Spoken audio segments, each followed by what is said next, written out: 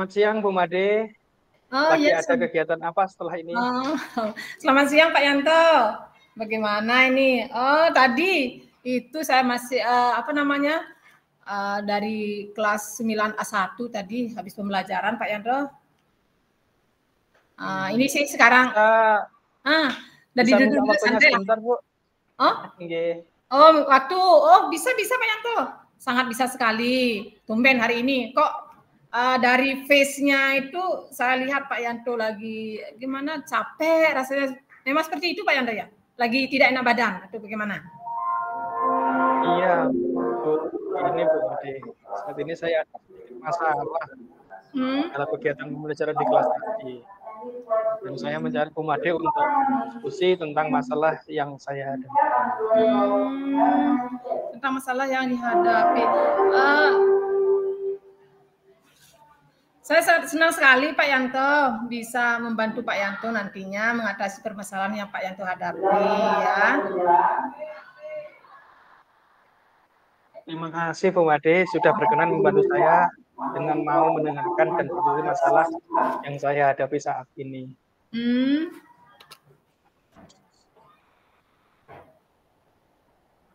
Baik Pak Yanto,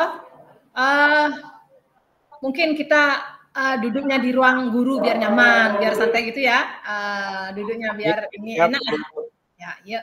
Ya Pak Yanto, ini loh Pak Yanto dari permasalahan yang Pak Yanto ingin bicarakan, ingin diskusikan dengan saya. Ini sebenarnya apa sih yang menjadi apa namanya ingin Pak Yanto dapatkan atau tujuan Pak Yanto mendiskusikan permasalahan Pak Yanto ini? Nggih, Bu. Saya ingin mendapatkan ide-ide segar dari permasalahan yang saya hadapi, Bu. Ya. Sehingga kegiatan di kelas dapat lebih kondusif kembali gitu, Bu. Oh, di kelas agar kelas itu menjadi kondusif, ya. Coba sekarang Pak Yanto mungkin bisa menceritakan dulu apa permasalahan yang dihadapi Pak Yanto sehingga membuat Pak Yanto ini agak mungkin kurang semangat, kelihatan capeknya mungkin. Nah, silakan Pak Yanto. Nggih, Bu. Ini Bu Made. Pada saat pembelajaran tadi itu ada yang murid yang marahnya meluap-luap gitu, Bu. Karena konsentrasinya itu terganggu oleh teman-temannya. Iya. Ada temannya itu yang sering minta izin ke belakang, ke toilet, seperti itu. Jadi dia itu konsentrasinya terganggu, sehingga marahnya itu sampai memuncak, Bu. Seperti itu. Berarti anak-anak itu sibuk dengan alasan mungkin ke toilet dan lain sebagainya untuk mengganggu temannya kan itu Pak Yanto ya. Berarti pembelajaran di kelas Pak Yanto ini muridnya apa namanya kurang kondusif kan itu intinya Pak Yanto ya. Nggih, Bu. Terus apa lagi Pak Yanto? Iya, Bu Made. Suasana di kelas itu setelah kejadian itu menjadi gaduh itu loh, Bu. Jadi materi yang disampaikan tidak tersedia. Nah, waktu itu tersita untuk menangani anak-anak yang bermasalah ini, yang ada yang matanya sampai memuncak, hingga membentak-bentak temannya, ada anak tadi yang sering izin keluar. Saat ini itu kondisinya kurang kondusif itu karena kejadian-kejadian seperti itu dan waktu pembelajaran tersita. Iya. Kelihatannya yang melatar belakangi mungkin Pak Yanto merasa capek, lelah dan lain sebagainya. Ini menghadapi murid-murid ini mungkin Pak Yanto ya yang berbagai macam apa namanya kesibukan dirinya sesuai dengan apa namanya dia merefleksikan diri itulah Pak Yanto ya. Membuat Pak Yanto mungkin kurang tenang dengan kondisi sekarang ini yang menghadapi murid-murid Pak Yanto yang seperti ini. Kan seperti itu Pak Yanto ya? Nggih, Bu. Nggih, betul, Bu. Nggih. Kalau begitu sekarang jika masih agak gimana? masih agak cemberut dan kurang tenang Pak Yanto ya. Nah, iya Bu, agak mengkerdali Bu ini Bu. Iya. Sekarang mungkin untuk menenangkan, merilekskan kembali diri kita, Pak Yanto dengan saya juga sih ya. Kita tarik nafas dulu lah, ya, untuk merefleksi kembali agar apa namanya pikiran-pikiran positif itu datang dari segala arah dan membuat kita menjadi tenang kembali. Sudah Pak Yanto ya? Baik. Dan dari apa yang Pak Yanto sampaikan tadi, saya sangat memahami sekali apa yang Pak Yanto rasakan saat ini. Bagaimana terus sekarang hal apa yang mungkin Pak Yanto akan lakukan untuk mengatasi situasi murid-murid seperti yang Pak Yanto hadapi sekarang? Ini Bu, kondisi yang membuat saya bingung ini ya Bu ya. Ya. Harus dilakukan untuk membuat murid-murid mampu mengontrol emosinya, belajar dan fokus dalam pembelajaran kembali. Jadi tenang, bisa belajar dengan efektif seperti itu, Bu. Intinya bisa mengontrol emosi, Pak Yanto ya, mengontrol emosi diri dulu menghadapi anak-anak seperti itu. Bagaimana untuk menumbuhkan semangat belajar mereka kembali, kan seperti itu Pak Yanto ya. Nah, dari apa yang Pak Yanto sampaikan tadi, ya, Pak Yanto sekarang bisa nggak mendeskripsikan lebih jauh tentang ide-ide segar, ya, ide-ide segar yang mungkin Pak Yanto maksud tadi itu untuk bisa memfokuskan anak kembali dan membuat suasana kelas menjadi kondusif itu, Pak Yanto. Iya, Pak. Murid yang bertipe audiovisual, konsentrasi belajarnya tidak terganggu, tidak terganggu lagi. Sedangkan anak yang bertipe kinestetik dapat memenuhi belajarnya, Bu. Jadi anak-anak yang mampu inginnya konsentrasi penuh, belajarnya dengan semangat, jadi tidak terganggu dengan anak yang sering keluar tadi, yang bertipe kinestetik seperti itu, Bu. Terus banyak hal yang sudah Pak Yanto tadi, ide-ide yang dapat Pak Yanto munculkan, yang kegiatan apa yang paling berhasil menurut Pak Yanto dengan melihat kondisi seperti itu, dan kenapa bisa seperti itu gitu loh. Gitu, Bu. Kegiatan yang saya lakukan yang pertama adalah mengatur posisi tempat duduk dalam kelas. Murid sering yang izin keluar, saya di dekat pintu, Bu. Dengan demikian dia mudah untuk keluar dan tidak mengganggu teman-temannya yang lain. Sedangkan anak yang konsentrasinya penuh, yang ingin belajarnya penuh, tidak mendapat gangguan dari yang lain, saya tempatkan di depan meja saya, Bu. Jadi biar lebih kondusif mereka belajarnya seperti itu. Mungkin seperti itu untuk apa itu kegiatan-kegiatan yang melihat kondisi dari anak-anak tersebut. Iya, bagus sekali Pak Yanto. Berarti lebih mengkondisikan dulu tempat duduk mereka, kan biar terpantau kan lebih seperti itu Pak Yanto ya, intinya lebih terpantau oleh gurunya seperti itu. Selanjutnya apa yang dapat dilakukan untuk meningkatkan dan juga memfokuskan kembali murid dalam proses pembelajaran yang Pak Yanto lakukan? Mungkin dalam pembelajaran berikutnya, Bu, saya akan mengubah metode pembelajaran saya dengan yang efektif, yaitu menggunakan dengan metode diskusi kelompok. Awalnya hanya itu menghadap papan tulis, saya mencoba untuk saya buat untuk kelompok, Bu, membuat diskusi kelompok gitu, membuat kelompok-kelompok kecil. Dan mengelompokkan anak-anak yang bertipe dari auditori, visual, kinestetik. Jadi anak-anak yang tipenya auditori, visual ini, Bu, dikelompokkan jadi satu. Jadi mereka yang suka melihat dari video-video, mendengarkan. Jadi anak yang suka praktek, yang suka gerak, dikelompokkan menjadi anak-anak yang sukanya gerak. Seperti itu, Bu. Iya. Sangat luar biasa ini memang. Apalagi nanti akan diterapkan lebih luar biasa kembali.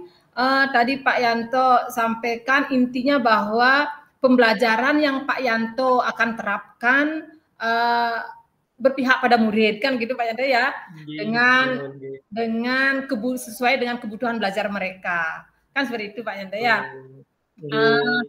Tadi disampaikan tentang ada diskusi kelompok, seperti apa sih yang Pak Yanto terapkan nanti dalam diskusi kelompok tersebut, misalnya memfungsikan mereka itu seperti apa?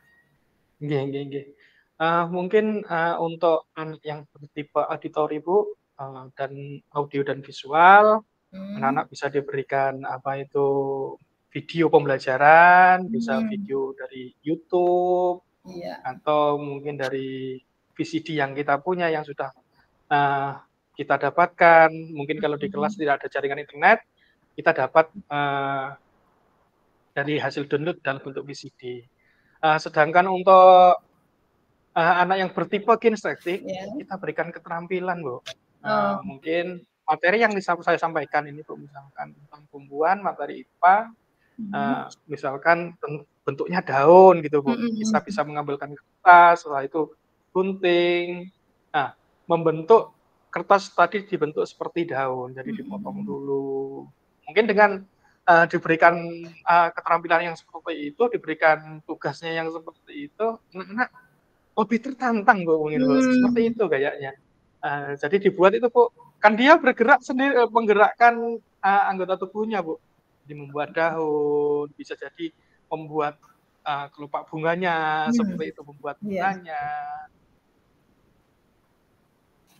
Ya, lebih ke gini Pak Yanto ya, melihat dia aktif menghasilkan sesuatu, pembelajaran yang produk lah, menghasilkan produk itu Pak Yanto ya, agar anak itu aktif kembali, kan itu apa namanya penerapannya ya. Wah, itu langkah yang memang tepat bagi pembelajaran Pak Yanto mungkin ke depannya nanti ya. Terus hal-hal lain yang dilakukan selain yang Pak Yanto sampaikan tadi itu membuat berupa keterampilan, sebuah produk lah seperti itu. Hal lain apa lagi yang bisa diwujudkan dalam proses pembelajaran Pak Yanto nanti? Yang saya lakukan, yang menjadi prioritas saya, pertama adalah merancang pembelajaran yang dengan sesuai dengan kebutuhan belajarnya murid, Bu. Jadi tadi saya sudah menyampaikan apa yang tipenya auditori, visual, kinestetik, itu coba diberikan tambahan-tambahan lagi. Jadi mereka merasa senang, merasa bahagia kembali.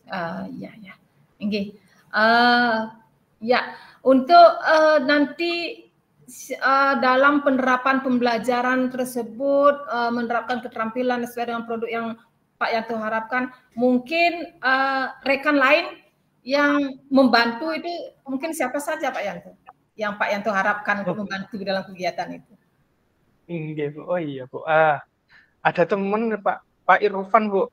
Pak Irfan, beliaunya lulusan memang pendidikan khusus, Ibu. Beliaunya juga fisioterapi untuk anak autis. Mungkin saya akan meminta tolong beliau untuk memberikan ide segar hasil dari kucing dari muridnya, Bu.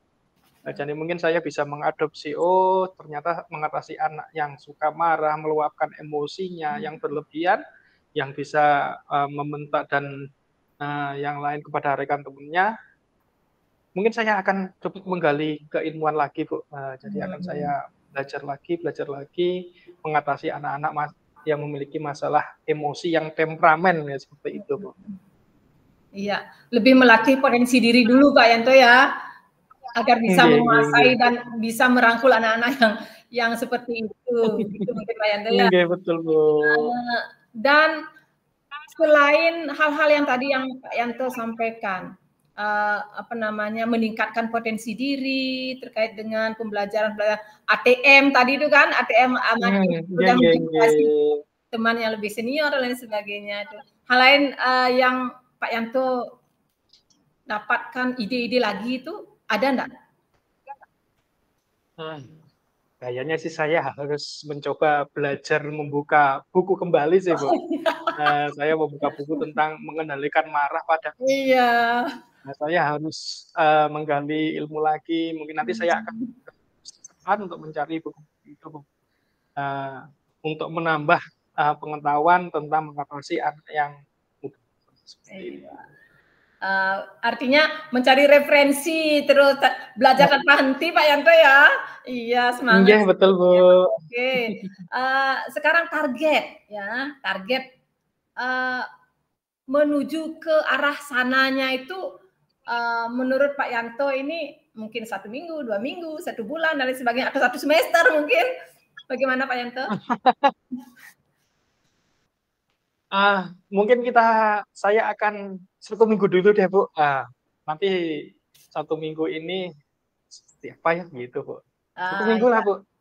Ya, 1 minggu berarti harus digenjot terus ini, harus dimantapkan terus dengan kolaborasi dengan teman-temannya juga Pak Yanto ya, seperti itu.